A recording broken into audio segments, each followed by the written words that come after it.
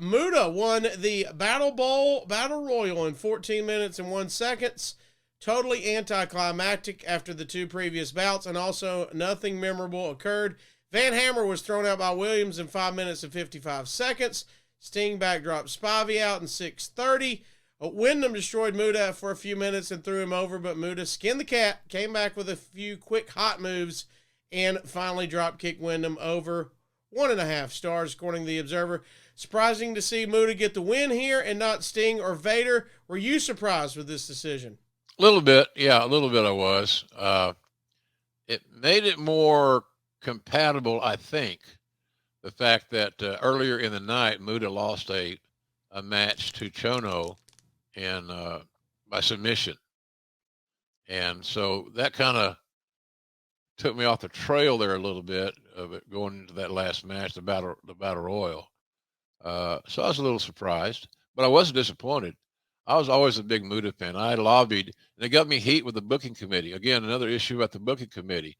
The fucking booking committee's got to check their agendas and their buddies' agendas at the door. They can't make promises. They, meaning the booking committee, cannot make promises that they cannot keep. And a lot of guys are trying to take care of their friends. So I wanted at one time Muta to be the NWA champion, and that means he would have had to beat Ric Flair, and that caused issues to some degree within the committee. You know, they're all loyal to Rick. I was loyal to Rick too, but you got to get somebody. He's got to freshen up.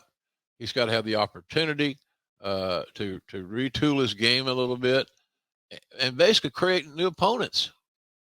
Because at the end of the day, my plan would have always been for Flair to regain the championship after chasing Muta. And I thought that their matches would be phenomenal. New marriages, new moves, new philosophies. So, but what it's made out to be is a personal issue between Flair and me, which is total bullshit.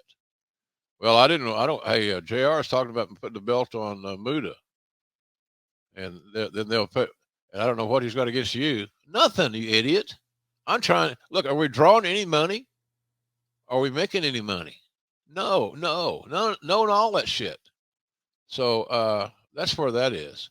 And when you get those agendas, those personal agendas and those friendships that interfere with clear thinking, it causes problems like this.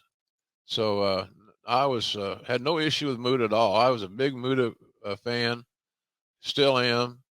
He was a hell of a hand. He was a hell of a hand for us. He learned a lot about American customs and matches from the late, great Gary Hart, who was also another phenomenal manager.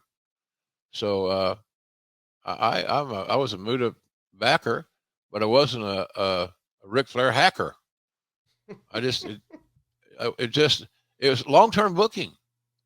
And so anyway, that's kind of where I was in that deal, Casio. I just think that it was just I was trying to look down the road, freshen things up, create a great rivalry between two of the very best in-ring performers that were currently wrestling in the world.